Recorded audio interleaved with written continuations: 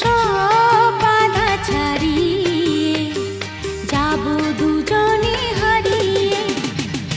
গোল প্রিন্টের শাড়ি পরে গড়িয়াহাটের মোড়ে আসতে পারি ঠিক সন্ধে 6টায়।